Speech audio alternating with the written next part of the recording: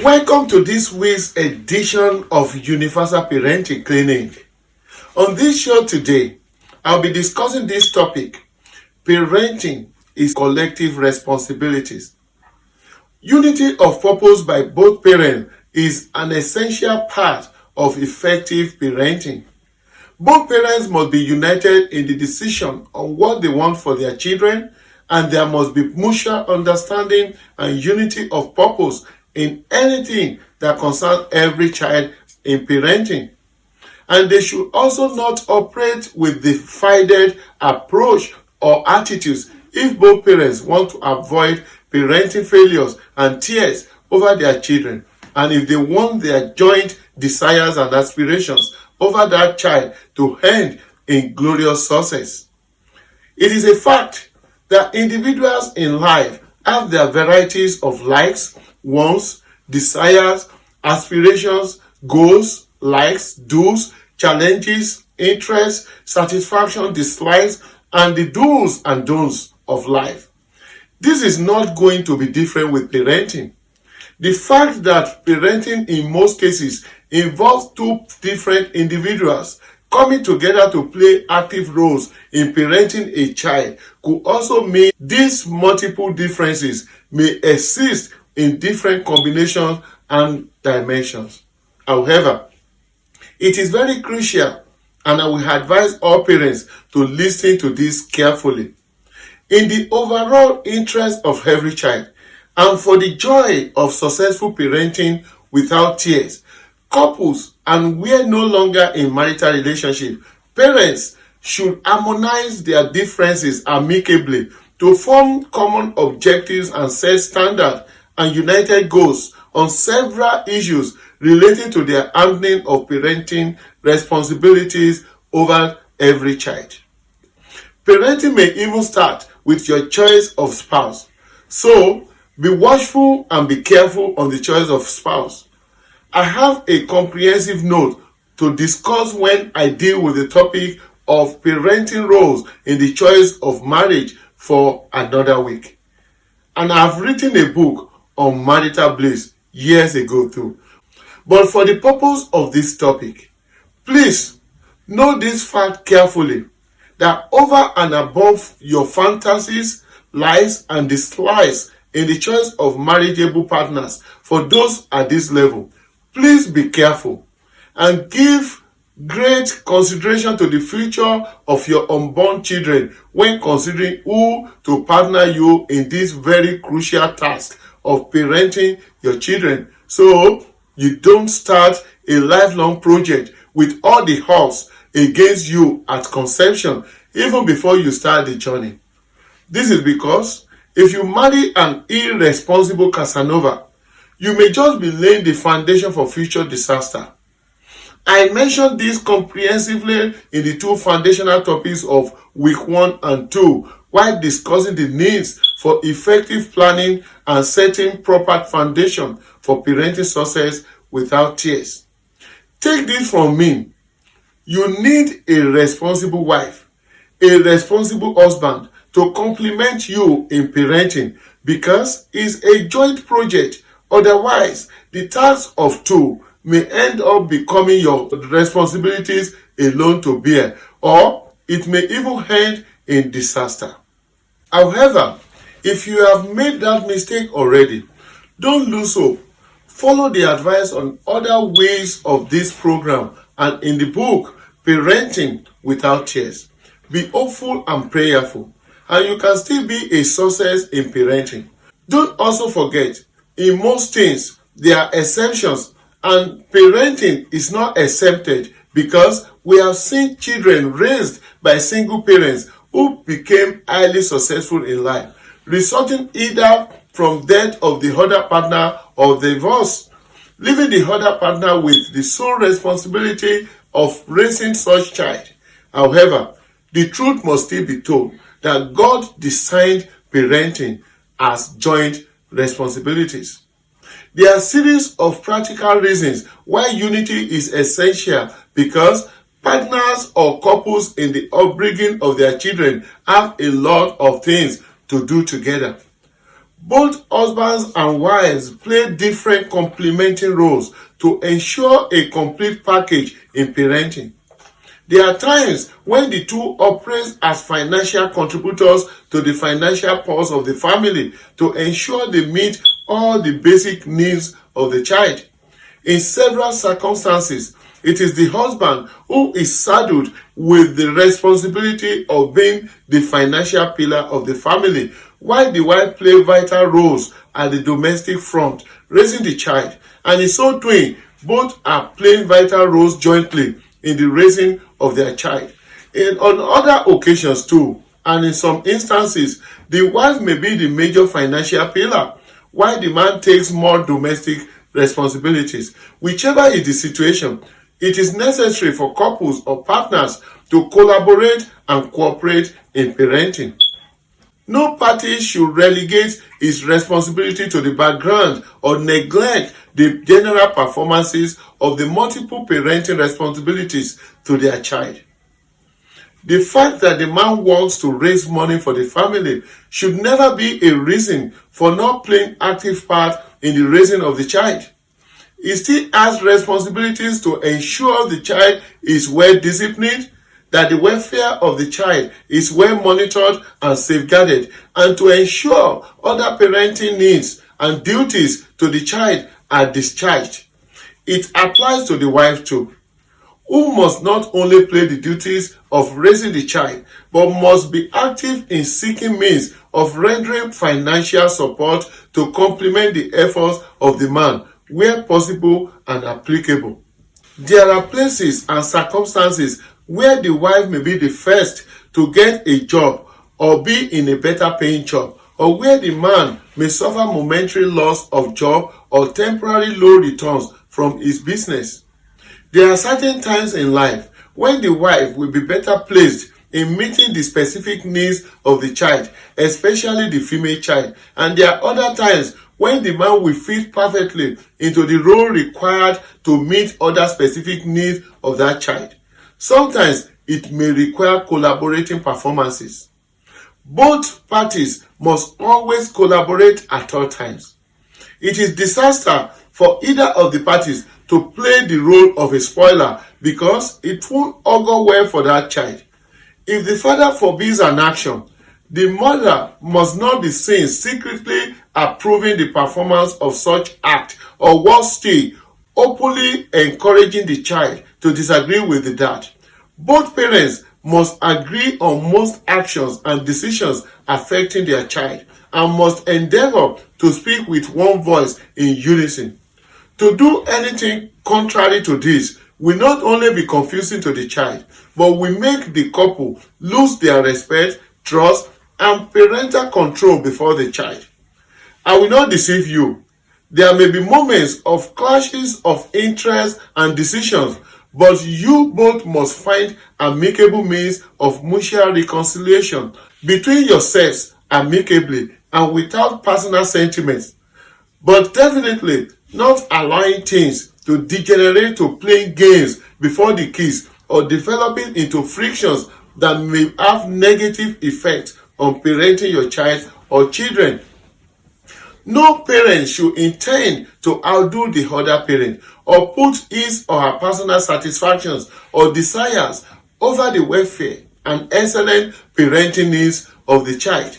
There should always be compromise between couples or between partners. When parents are divided in the discharge of their responsibilities, it gives the child room to manipulate the two of them at convenient times. For instance, I came across some children in the course of this project who said they played upon the misunderstandings existing between their parents. They knew when to collect money from their mom and later played their father to collect money for same purpose or no reasonable purpose at all. This, they said, was possible because of each parent's desire to make the child feel better loved by each one to the other. Another person said, among these so many things for her secretly and urgently, without much scrutiny, to avoid the screening and complaint of her father. Some youths also blamed their failure in life to the conflicting ideas and disagreements between their parents. One said anytime he did something bad, he quickly rushed to the mom, and the mom, as usual, would challenge any effort of the dad to discipline him or make remarks about his bad behaviors. A lady specifically recalled the over-pampering of her by her father despite opposition from her mom. Unfortunately, she enjoyed it at the time, not knowing that it was setting a platform for her downfall in the future. One particular boy who ended becoming a school dropout said he was a product of a divided family. When he started the act of truancy, the father was vehemently opposed to all his antics and wouldn't accept any of his play acting. Unfortunately, his mom was more gullible, accepting every pretense as genuine sickness, tiredness, and even taking other childish play acting as serious, which made her stood her ground most times supporting his decision not to go to school. The same tactics were successfully used to avoid domestic duties, to which his mom was an ally. At the end, he ended his academic journey truncated by the school, and he also became useless to himself, not willing to do anything meaningful in life.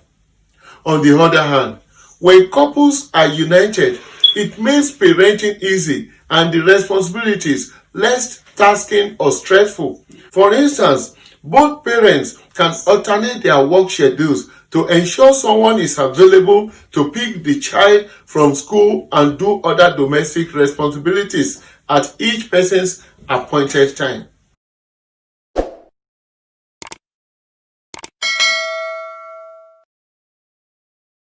There are times when the manly disciplinary approach of the man will be of immense importance in dealing with certain actions of the children which requires stern parental actions, while at such moments of harsh corrective measures from the man, the man's subtle motherly affection will be a ready soothing comfort for the child, thereby balancing the dual approaches in the overall interest of the child as long as the end justifies the means. For instance, there are times when some mothers find it difficult to maintain strict disciplinary actions to correct their child's misbehaviors due to emotional and sentimental attachment to such child. If the child, for instance, cries after a little harsh corrective words, with time, the mom will start crying too. There are moments when the child will possibly refuse to eat his or her meal, and a little while the worried mother becomes agitated, concerned, restless, and worried, also unable to eat her meal. You would wonder who is punishing who and who is being corrected. At such times, most fathers' manly sternness and lack of emotional display will help to prevent such emotional blackmail of their child. In the end, everything is geared towards the child's success. The motherly emotion may also be handy to put the child into reconciliatory discussions where the child will be made aware of his bad attitude and what necessitated the harsh words or punishments. More will be discussed on this on the topic of disciplinary measures and also parenting techniques on this program at other weeks in the future. I remembered while growing up myself, such moments when I wished my mom would just get up and ask my dad to stop specific punishments or hard sayings to correct behaviors. But she just won't. When dad might have finished, she would start the gentle counseling and cuddling, and it felt like medicine after death. Then she would say, "It's for your good."